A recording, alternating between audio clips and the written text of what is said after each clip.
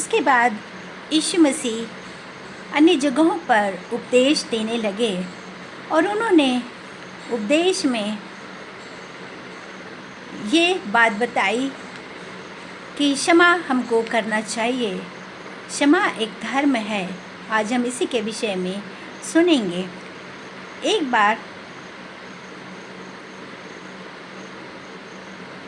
पतरस यीशु मसीह के पास आया और यीशु मसीह उपदेश दे रहे थे और अन्य शिष्य भी उनके पास थे। और पतरस ने यीशु मसीह से पूछा कि हे प्रभु, हमें अपने भाई को कितनी बार क्षमा करना चाहिए यदि वो हमारे विरुद्ध अपराध करता है तो? क्या 7 बार? यीशु मसीह ने कहा कि नहीं, 7 बार नहीं, लेकिन 7 के 70 गुना बार हमको अपने भाई को क्षमा करना चाहिए। क्योंकि यदि हम अपने हृदय को बालकों के समान नहीं बनाएंगे तो परमेश्वर के राज्य में प्रवेश नहीं कर सकेंगे। और जो भी अपने आप को बड़ा बनाएगा वो परमेश्वर के राज्य में छोटा किया जाएगा, और जो अपने आप को नम्र और दीन और छोटा बनाएगा वो परमेश्वर के राज्य में बड़ा किया जाएगा।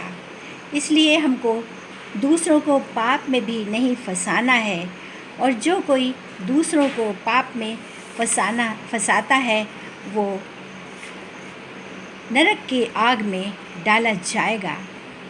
इसलिए हमें यदि हमारी आँख हमको पाप करवाती है तो हमको अपनी आँख को निकाल देना है।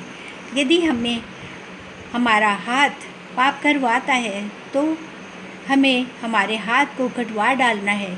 यदि हमारा पैर हमको पाप करवाता है तो हमें अपने पैर को कटवा देना चाहिए, क्योंकि लंगड़े, लूले और अंधे हो करके समाज में रहना बेहतर है, न कि हम इन सबों के रहते हुए पाप करते जाएं और नरक की आग में डाले जाएं। उसके बाद यीशु मसीह ने कहा कि हमें अपने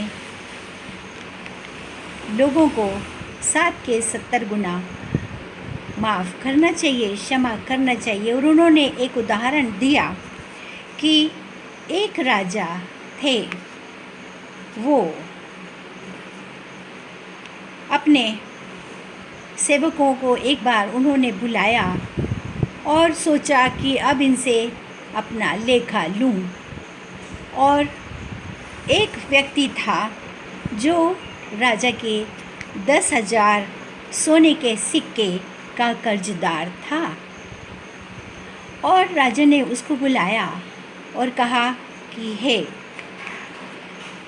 सेवक, तू मुझे कर्ज नहीं पटा रहा है। इसलिए उन्होंने अपने सेवकों को और सैनिकों को आज्ञा दी कि इसको और इसके परिवार के बीवी बच्चों समेत सबको बेच दो, और इसके घर को और इसके माल असबाब को भी बेच दो और मेरा कर्ज चुकाओ।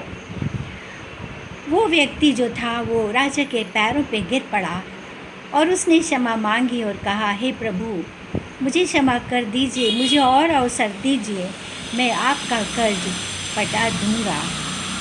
राजा ने उस पर दया खाई और उसका कर्ज माफ़ कर दिया।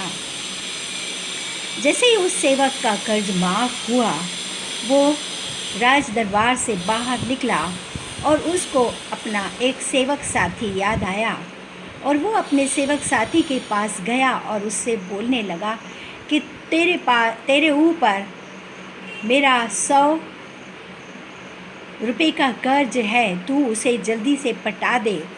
और उस व्यक्ति ने भी अपने साथी के पैरों में गिर करके गिड़गिड़ा के उससे कहा कि मैं तेरा कर्ज उतार दूंगा, तू धीरज रख। लेकिन उसने उस साथी सेवक पर दया नहीं की और उसको ले जा कर के मारा, पीटा और बंदीगृह में डाल दिया। जब ये बात अन्य सेवकों को मालूम हुई तो उन्होंने राजा से कहा कि हे राजा, आपने जिस सेवक के 1000 सोने के सिक्कों को माफ़ किया, उसने अपने साथी सेवक के 100 सोने के सिक्कों के कारण उसको अत्याचार करके मारा पीटा और बंदीगृह में डाल दिया है, और कहा है कि जब तक वो कर्ज न पटा दे वहीं रहे। राजा को बहुत क्रोध आया और उन्होंने उस सेवक को बुलाया और कहा कि क्यों, मैंने तेरा 1000 सोने की अशर्फियाँ माफ़ किया, तो क्या तुझे अपने सेवक साथी को माफ़ नहीं करना चाहिए था? और तूने उसको बंदीगृह में डाल दिया है। इसलिए राजा ने अपने सैनिकों को आज्ञा दी कि इसको और इसके परिवार के लोगों को बंदीगृह में डाल दिया जाए, और जब तक ये ऋण ना पटा दे इनको जेल खाने में ही रहने दो। इस तरह यीशु मसीह ने उनको ये शिक्षा दी कि हमें अपने लोगों को क्षमा करना चाहिए।